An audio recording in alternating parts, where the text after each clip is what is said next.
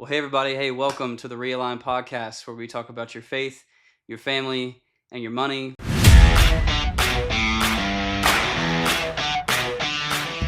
I'm your host, Maggie Rogers, the CEO and founder of Realine. And today we have a guest that you've all been waiting for, my bride. This is Maggie. Maggie is awesome. Obviously, I chose her, and that's pretty much what matters. So, no, Maggie is the mom to our two kids, Lily and Luca. And as you know, she started out kind of being in teaching, and then was a nanny and then a household manager, and then now you get to stay home with our kids. Yeah, So been awesome. you've been staying home, I guess now, what, 5 years? Almost 5. Yeah. Almost 5, yeah. So we moved to Franklin in 2019, and then we've been here, almost 6 years, and basically the last Still going strong. still going strong. We love the South, so rock on to that, right? That was your sign. That's your sign. Is the rock on. So, well, hey, today we really wanted to just kind of take a minute and really talk about this idea that Maggie and I have been trying to live out for the last few years. And we get questions individually about kind of the way that we live and the way that we eat and the way that we kind of do life. And so today we kind of wanted to talk about this idea of simple living. I know that phrase is can kind of come off as very basic. Even when you first brought it up to me, I was like, yeah, I live simply. Like, I don't know. You're cool, babe. I'm like, cool. It's awesome. But as we got more into it and I started to learn more about it, I just was like, man, that's like really powerful. And in a world that's like full of chaos and full of um, just like information and full of consumerism, we just thought that it would be really good to talk about simple living. So I would just say, what would be like our definition of simple living if you had to sum it up? When I personally think of and apply simple living, I think of how can I make things less complicated? I feel like that's the question that runs in my head. Yeah. Because I think it's very easy to overcomplicate a lot of things. Mm-hmm. And in my head, I'm like, there's got to be a better way. So I feel like that was kind of my starting point. Yeah. And it's carried out through other aspects of our life. Yeah, I think for us, we've kind of like back and forth battled with minimalism and simplicity, and like how do we almost get back there? Because that's what I feel like a lot of people are trying to get back there, to like emulate that and live it out. Yeah. But how to make things less complicated, like you're saying, but it's a lot harder to actually live it out and to do it.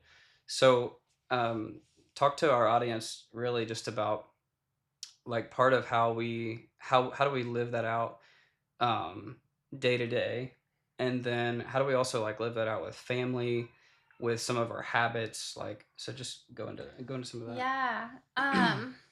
So my brain broke it up into 3 different areas of our life, and I feel like it just kind of ends up flooding into relationships and other aspects of our lives. Yeah. But I think about like the actual stuff. When people think of like simple living, minimalism, they think of like, oh, decluttering and living on less and like all of that stuff. So I think about that. I think about the calendar. What are you filling up your time with?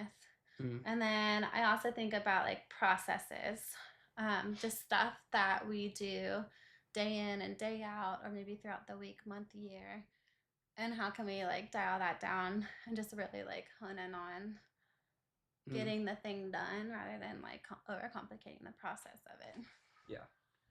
Yeah, so you're talking about actual things that we do, like, because there's things that come to my mind that might not necessarily come to yours, but I think about like Maggie and I are very to-do list people. So Yeah. I would say like one of the things that kind of helps us keep a more simplistic lifestyle is that we stick to a to-do list, like both of us, whether it's house stuff that needs to be done or whether it's work stuff that needs to be done.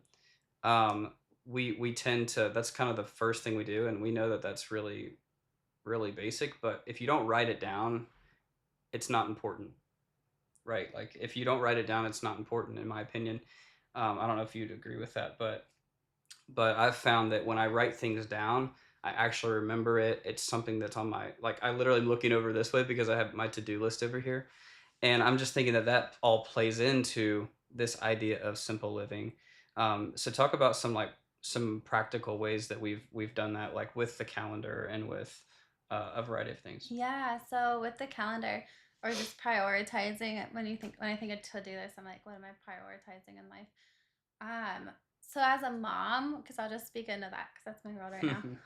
Um, what I had to kind of like think about what are the main things that are basically my job as being a stay-at-home mom, and obviously the kids, and that's the whole reason why I'm home. Hmm. And then in our world, it's like basic house stuff, and then outside of that, it's like our social life, extracurriculars, church related activity, like all the extra stuff that you like add into your calendar. And as a mom, like I always try to allow time for the things that I need that are most important, like that I need to get done most importantly. So I need time. Like we have a toddler, new toddler, young toddler, and then like a young kid. And so temper tantrums happen. Parenting, I call them parenting rants. Parenting moments happen, and I allow time for that. So, it always happens at the most like inopportune time, but I try to allow time for that in my schedule to where like I'm not so booked throughout the Mm, day that when a temper tantrum happens, I just have to like chuck the kid in the car and just be like, all right, just deal with it. yeah. Where I can actually like sit down and kind of sit in that moment. Hmm. Not that we haven't had our moments, obviously, Sure. but I try to like allow time for that so I don't book out our days. I pick 1 to 3 activities that we do throughout the day, and it's either leisurely getting from one thing to the next, or it's there's spaced out timed things. Like I'm not Hmm. gonna do something like back to back to back to back, Yeah. because that's just like makes life very stressful with the ages that our kids are at right now. Hmm. um Yeah. I don't want to cut you off, but I no, was no, just you're saying a great. lot of, like, I feel like a lot of moms, just in general, a lot of moms do book themselves back to back to back to back, It's and how you feel productive as a mom, right? it's how we feel You have all the productive. things to Yeah. do. And Yeah. I think even as guys we do that. Like we say, oh, I got a meeting at 9, I've got a meeting at 9:30, I've got a meeting at 10, I got to do this at 10, I got lunch, I got to go work out, and very very quickly we get stressed out we get stressed out of our minds, and so then it's like, well, we don't end up accomplishing anything No, yeah. because we're so booked and crammed full that so I think that that's cool that, Or you have complete tasks, yeah. right? Because you're so booked that like Hmm. maybe something took longer than a half an hour, maybe a meeting went over. Yeah. And then, I mean, obviously life happens and you can't always perfectly time that. But like if you're able to like allow the time to be able to be like, yeah, if it goes over 20 minutes because we really needed to like hash this thing out, Yeah. I got 10-minute buffer because I gave myself an hour for a 30-minute meeting. Yeah. You know? Yeah. And that's kind of where my brain is at, where I'm like, I just don't like, I know when we're trying to get somewhere and it's very like time oriented. Church. And then, yeah, we don't have to talk about that. Yeah, we're not talking about that. Yeah, that's not. It's our fucking dinner time, but it's fine. God Yeah. still loves us. We're so Yeah. good. But if it's like very time oriented, it is so hard when I have other things going on prior to that Hmm. to make life happen to where I can show up to that thing on time. Yeah. And so I think it's really important to like allow yourself that time. Give yourself some breathing room, Yeah. basically. And then I also, so that's like during the day, right? But then I also look at my week and then my month. So Mhm. during the week, again, mom life, right? I'm not booking out my week. So I'm not literally doing something Monday through Friday. Um, Obviously, if there's something like school or whatever, like that's consistent. But I mean, things outside of those sort of activities. Like Yeah. I'm not trying to overbook myself and be like, we have a dinner or practice every single night Yeah. to attend to, or like every morning I have to do A, B, and C before, walking out the door for.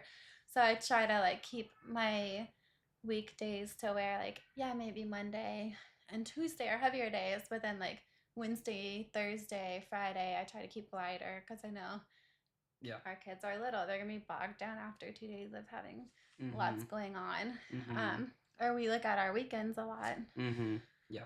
When we look at our months ahead and we're trying to plan when we're gonna do stuff, whether it's traveling, whether it's birthday parties, whether it's like having friends over for dinner or Yeah. going on a date night or whatever, we always try to like allow some weekends or at least Mhm. one a month, I feel like, to Yeah. be open so that we're not,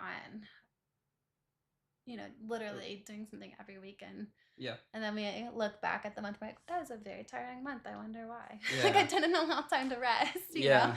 And I think it's like, well, Maggie's one of 6 kids, and our family, like our parents are both in Indiana. So, They spread out all over the so states. the traveling gets, pretty crazy in the midst of like going to friends' birthday parties and trying to like do, a bunch of different things on the weekend. So, yeah, so the calendar obviously is like one of the biggest things of simple living that we've kind of tried to master per se. And again, we're not perfect at this, but it's super super important to hone that in. Um, I would say the other like some of the other things that we do are like, let's talk about eating for a minute. So like and grocery shopping, because I get this question. I've gotten this question several times So many from times. guys actually, and Yeah. you obviously get it from the All the women. time. But How do you budget for groceries? how do you budget so we're talking about we're talking about money, and on the money side of things, like um we're not going to tell you what our budget is obviously, but we tend to go to the grocery every 10 days. That's Yeah. typically kind of the rhythm that we've gotten in. Now we have a toddler who is eating us out of the house. He's a little boy. He eats more than our 4-year-old. It's unreal. He's like He's eating more not than me. even 2 yet. It's like, what is Yeah. happening? Yes. But I mean, the boy is hungry all the Yeah. time. So tell people where we shop, or where we get where we get groceries at Trader Joe's, most of the time. Aldi sometimes. Yeah. Yeah, I'd say mostly Trader Joe's and Aldi. Yeah, we found that I feel like we found that Aldi is obviously great on price, pretty good on quality, and then Trader Joe's has like an amazing produce. I Like say we're plant based, so we're Trader Joe's produce is top notch. yeah, That's hard to beat. Yeah. For the price, because like yeah, if you go to other stores, you'd be paying a lot more for yeah. the same product. But so. that rhythm, talk about that, because we're trying to pull back and scale back, being simple, trying to live this, simple living. So talk to the audience about like your rhythm with grocery shopping, and then also like a rhythm with food. So so being plant-based, we eat a lot of things fresh. So you have to eat it all basically before you make your next run. Otherwise, you're going to be wasting a lot of money that you put into your groceries and throwing out a lot of food that you're like, this could have been perfectly good food. Mm-hmm. And then also, I prefer to go into the grocery and pick things out myself because I like to mix it up rather than doing grocery delivery. But I don't like going into the grocery a lot because one, it eats up my time. And then two, I also have found that if I go more frequently, I end up overspending on our budget because it's a lot easier to be like, oh yeah, I'm just going in for this one thing, but then I forgot all these 5 other things that we needed. The Kroger runs. And I'm here and I might as well. Yeah, like the quick, like, oh, let's just run in. Like, oh, we're at Kroger. Yeah. Right? I'm just getting LaCroix. Or milk, or like whatever turns into $50. So I feel like making it every, like, I would say 7 to 10 days, depending on like how fast we eat through it all. But making it that amount of time has helped me a ton with like making sure we eat all of our food and staying within budget. Yeah. But yeah, and then I usually, I guess for meals, for planning out groceries, not a meal prepper. That's not my thing. But I do like to plan out meal options for the week, I guess is a better way of putting it. Yeah. So as I create our grocery list, I kind of see what we have left over, if there's anything left over from the previous run. And then I put together meals based off of that stuff. And then what sounds good, which usually like works around the seasons, right? Like soups in the winter, lighter things, like lighter things in summer. And then I create meals for that whole next week. And then I go and pick up like those ingredients only with a little bit of margin. So if we need to grab extra stuff, then I can like throw it in. Or if the kids want a fun snack or whatever, like we can throw that in. But yeah, I feel like just having an idea.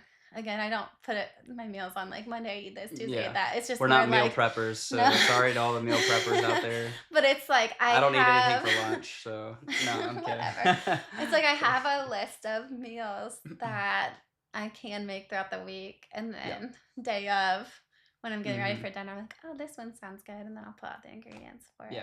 I feel like it's been a pretty good rhythm. Yeah. And then breakfast is easy. You know, like everyone kind of just does whatever they like for breakfast. So it's all the same, simple, quick grabs.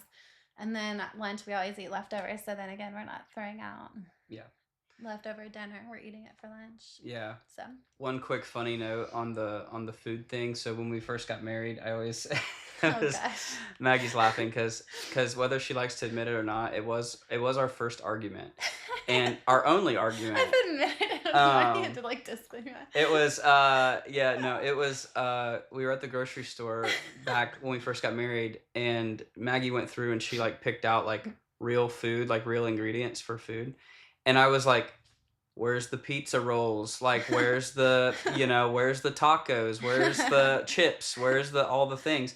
And she got done. She's like, I think we're good to go. And I'm looking down and I'm like, this is rabbit food. Like I grabbed ingredients and not like the already made item. That's fine. I was like, I don't know. There's still time. I don't know if this is gonna work. But yeah, no. So it's been really good. I feel like it's been a good rhythm for us. Like every 10 days, doing Trader Joe's and Aldi just to be really practical and upfront. We don't go to Whole Foods because we can't afford Whole Foods yet. Maybe someday. But yeah, that's been our rhythm with food and calendar. And then the other thing that I really wanted to kind of get to was cleaning, right? So cleaning your house and staying organized from that standpoint. Like a declutter point of view? Declutter actual cleaning, like products. Oh, okay. And then also so I'll just disclaimer, I'm kind of a neat freak. It helps a lot. As a wife. So I know a lot of you dudes out there are not neat freaks, so you need to be. So get it together, like backhand. All the women just were like, no, don't be yourself. Don't be yourself. Clean up. So I'm a neat freak. I like my desk clean. I like this space clean, this office, this recording studio that we're in. But a lot of that goes back to the way that I was raised, and my mom also being a neat freak. Shout out, Mom. But so it works for us, and I feel like we're a good balance of each other when it comes to that, like keeping the house clean. It's not just a woman thing or just a man thing. Kind of work together. We definitely are like a team when it comes to that. Oh, 1,000%. And we've elected, as a family to be chemical free, just for the cleanliness of our, I will say as best as we can. As best as we can. Because there are moments where like I feel like I might get something that's not perfectly clean and I just swallow it. I don't think it's like a perfection. Like I'm not. Yeah. And we weren't always that way either. That was a slow fade. Slow fade. There was a couple things. That was me just being like, oh, that's gross. Yeah, like we had a thing the other day where we had to use bleach in the shower, and we were like, we didn't really want to, but we did. But anyways, so why do we use the clean products? Like, why are we not using chemical full of stuff?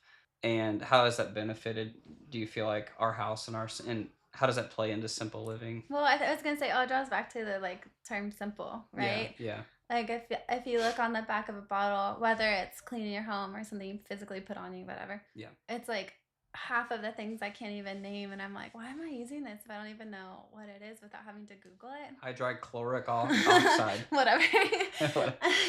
But so part of it was that. The other part is, again, we have little kids running around, and I don't want them to come in contact with something that could negatively like impact their bodies.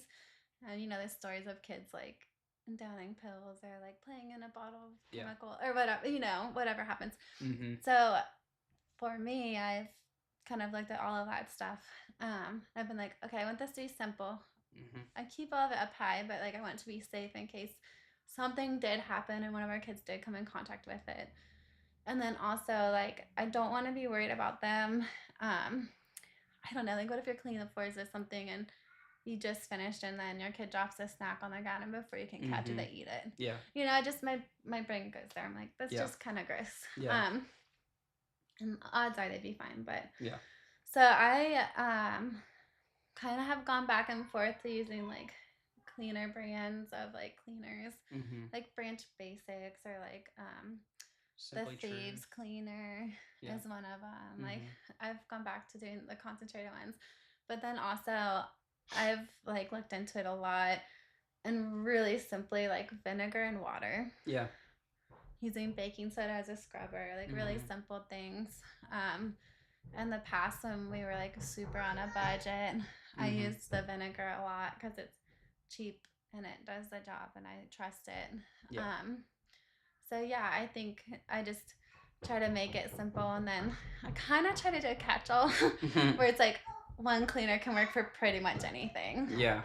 And then multi-purpose. Yeah. Sort of, but yeah, so I could use the same thing on the counters that if I needed to like spray off like the floor before wiping it or whatever, and I wouldn't, affect you negatively for like using it in your food prep space or whatever.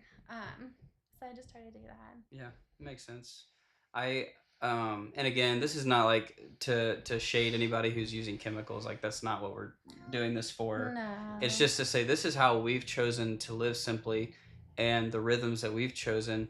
And it feels like to me that it makes the rest of life like super simple. Like the way that we're taking care of our home, the way that we're eating, the way that, we're organizing our calendar. I'd say exercise is something we're still working through, but it goes back to what Maggie was talking about. Yeah. It goes back to what Maggie was talking about when we were talking about the calendar.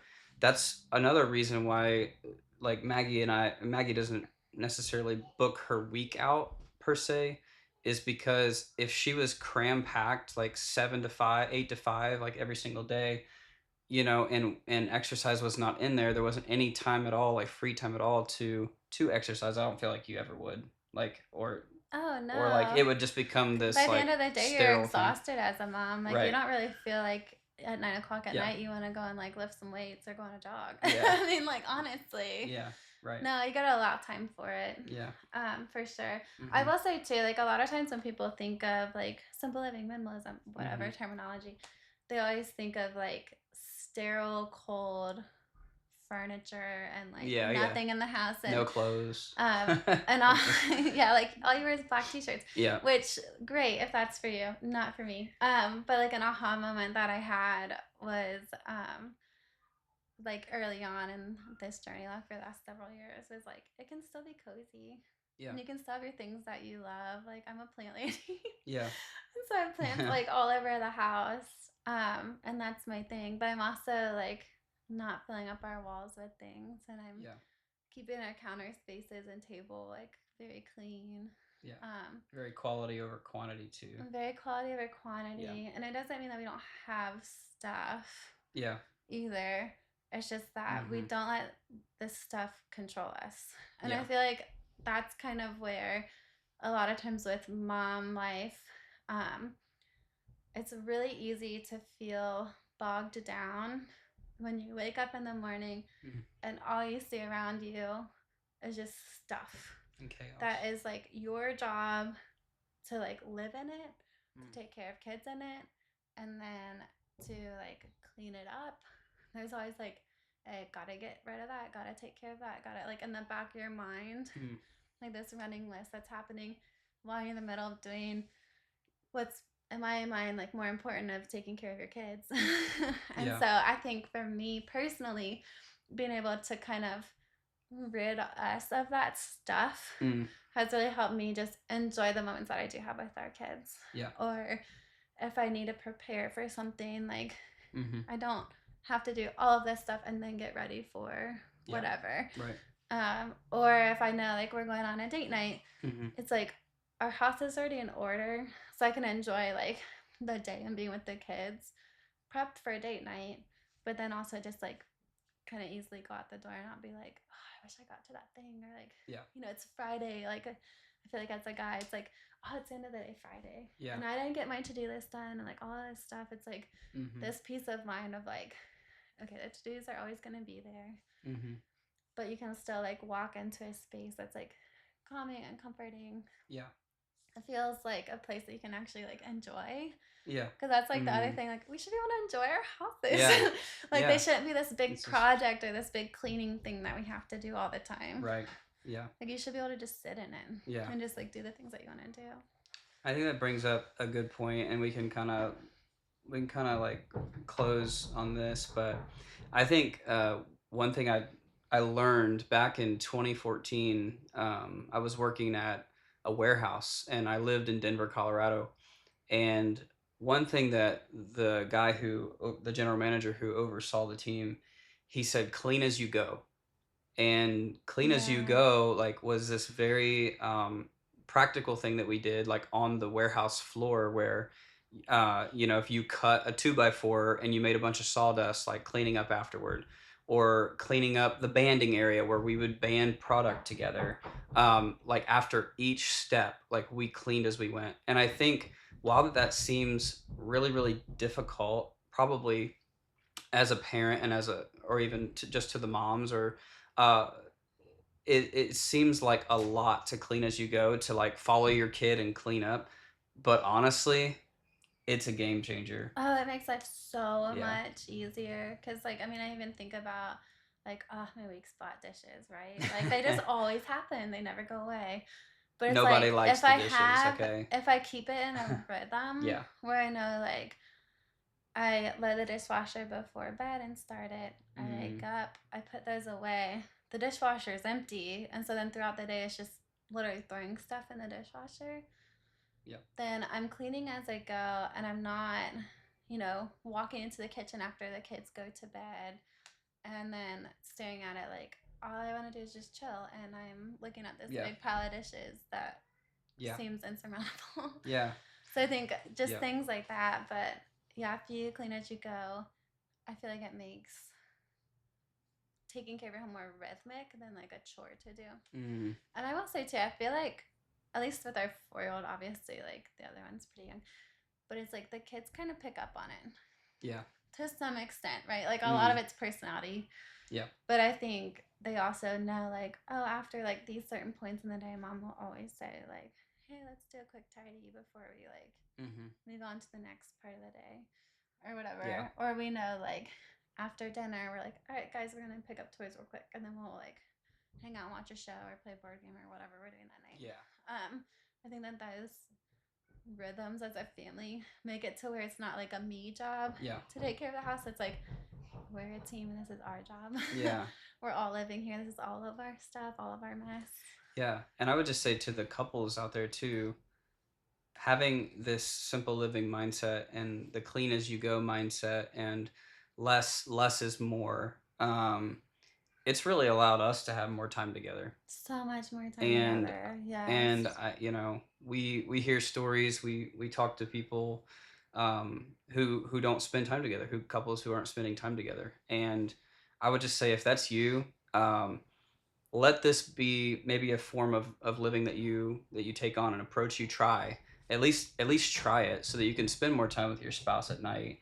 So you guys can just chill and watch a show, or you can actually just have a date night in or whatnot. But I think that it's literally it's changed our life in the sense of we actually feel like we have time to be together at night too. And to kind of like just enjoy each other. I feel like it's I feel like otherwise then it becomes that like roommate syndrome where you're just like passing by and trying to survive, and the house is a mess. But I will say, in a practical sense, like before we close out, because that's a lot of areas. One, I feel like this has been something God's laid on my heart that I've been working on over the past like almost 9 years of marriage. So it's been like little bits at a time that I've just been like slowly chipping away at. So it's one of those things that like it's not going to happen overnight. No. And then the other thing is, if you are someone that's like, great, I love the idea, don't know where to start, I would say, okay, let your brain settle down in the spaces that you spend the most time in. And for us, which I would say probably most families, your kitchen, your living room, and your bedroom. Mm. And if you can make the physical spaces of like your kitchen, your living room, which a lot of times I feel like nowadays are like one space, and then your bedroom, like clutter free and calming and just like what you want it to be. Like put the plant in the bedroom, light the candle while you read a book at night. Or like sometimes we'll like light a candle and set it on the coffee table because you can't do that with little kids. But we'll like do that while we're watching a TV show just because it's a fun ambiance to be in. Or like even like let your kitchen be like fun and peaceful and like you know, if you're someone that needs to like literally take everything off the counters and put it away. Like don't leave it on the counters. No one says you have to have the KitchenAid out or the coffee maker on the counter. Like put it away. Just like let those all be spaces that you actually enjoy being in. And I would say that'd be like a great place to start, because then you'll start to notice when that happens, like your brain can kind of clear up, if you will. So where then like the other areas of your life, you're like, oh, now I want to like try this thing, you know, in this area or whatever. But let it be a chip away process, not a like, this weekend I'm gonna hash it all out and we're gonna just do this thing. We're gonna figure it out in 3 days. That's not how it's gonna go down, because we're still a work in progress. There's still a lot of areas we can grow in. Definitely. So well, thanks for being on the podcast, babe. First one of many. She's gonna be on more. She just doesn't know it yet. So. I've been online in years, so it's she hasn't been on social in like 5 years, so this is 6 years. Losing count. But I love you, babe. Thanks for being on. Yeah. See y'all. It's been fun.